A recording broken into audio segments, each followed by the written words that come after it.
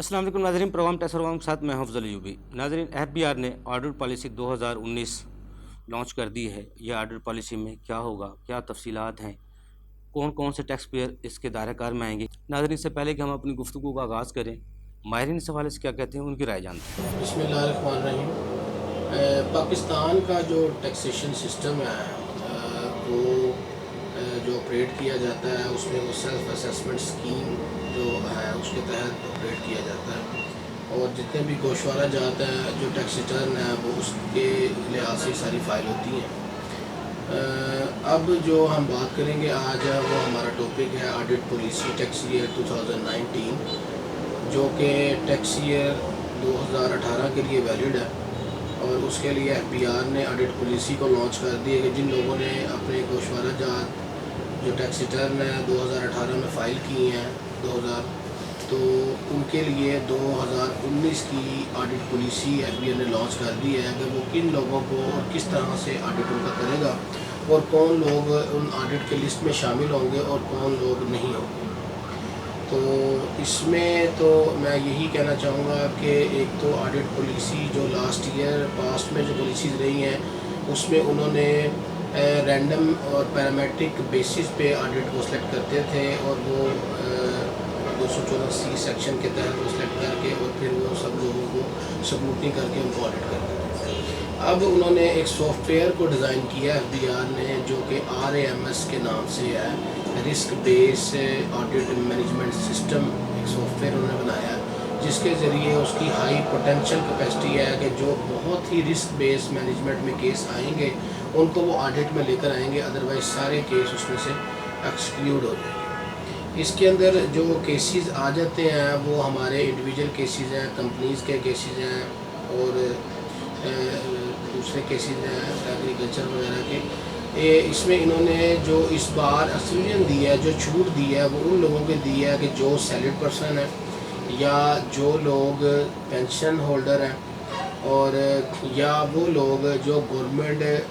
Provincial government, federal government या local government से जो लोग काम कर रहे हैं वो उन लोगों को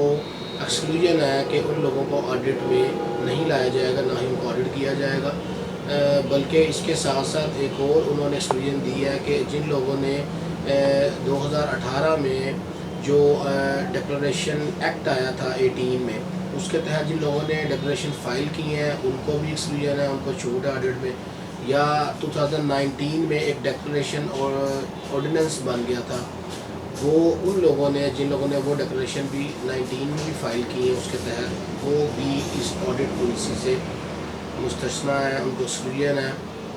उसमें 3 किस्म की कैटेगरीज ये आ जाती हैं। एक इसमें इनकम टैक्स आ जाता है, इसमें सेल्स टैक्स एक्ट 1990 आ जाता है, इसमें आपका फेडरल एक्साइज एक्ट 2005 आ जाता है। ये तीनों जो डिपार्टमेंट है वो उसके लिए ये ऑडिट पॉलिसी आई है 19 की,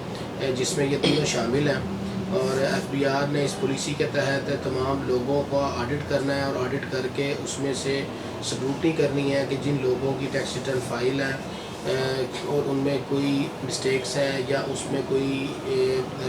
फ्लॉ रह गया है या उसमें कोई मामला है, उसको उन्होंने टैकल करना है। जिसकी कोई लायबिलिटी बनेगी एफबीआर वो उनसे चार्ज करेगा और वो उनको पे करना पड़ेगी। तो ऑडिट पॉलिसी देखें, लास्ट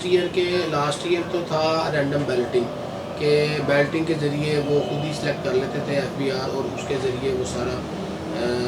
ऑडिट जो है ना वो टैक्स पेयर का कार्य थे। इस बार उन्होंने जो मेथडोलॉजी की है, उन्होंने तकरीबन के 0.67% जो है इनकम टैक्स के केसेस उन्होंने इसमें सेलेक्ट करने हैं, और इसमें तकरीबन 1.76% जो है वो सेल टैक्स के केसेस हैं टोटल में से, और तकरीबन 5% जो केसेस अप्रोक्सीमेटली हैं वो आपके फेडरल एक्साइज एक्ट के जो केसेस हैं वो सारे इसमें शामिल होंगे। यानी कि टोटल 100% केसेस में से इतनी परसेंटेज के केस ये सिलेक्ट करेंगे और उनको ये ऑडिट करेंगे, और वो भी जो हाई पोटेंशियल या हाई रिस्क बेस्ड जो केस होंगे उनको ऑडिट में सिलेक्ट किया जाएगा।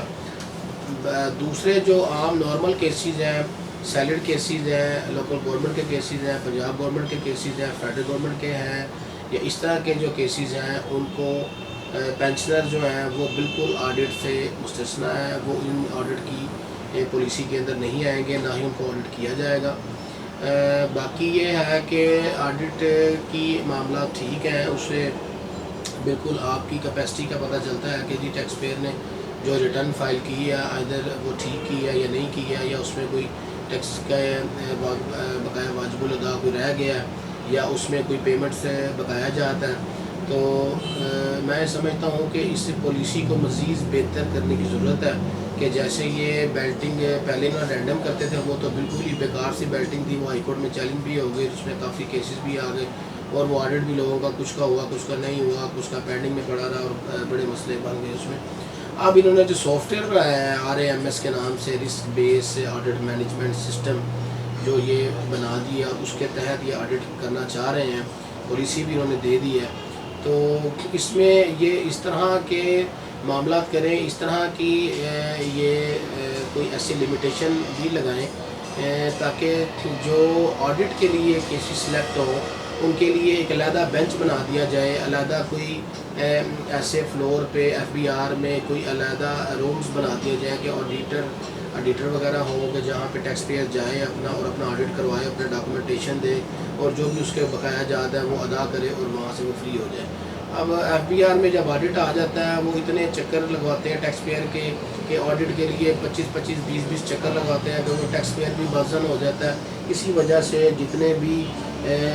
فائلر ہیں وہ کہتے ہیں جی ہم نان فائلر ہی اچھے تھے، ہم نے فائلر ہو کے عذاب ڈال لیا گلے میں کہ ہمیں آڈٹ ہی ہمارا کرتے رہتے ہیں، آڈٹ ہی کرتے رہتے ہیں، اور اگر آڈٹ بھی مار کرتے ہیں تو اتنے چکر لگواتے ہیں کہ وہ بیچارہ سیڑھیاں چڑھ کے FBR کی جو ٹیکس پیئر ہے وہ بزن ہو جاتا ہے، وہ تھک جاتا ہے۔ تو میری یہی سجیشن ہوگی کہ آڈٹ کی پالیسی میں نرمی لائی جائے، اس میں جتنے بھی اسٹیک ہولڈرز ہیں، جو ٹیکس پیئرز ہیں، ان کو ایک سافٹ کارنر دیا جائے، اور ان کو گائیڈ کیا جائے، ان کو بتایا جائے کہ وہ لوگ آڈٹ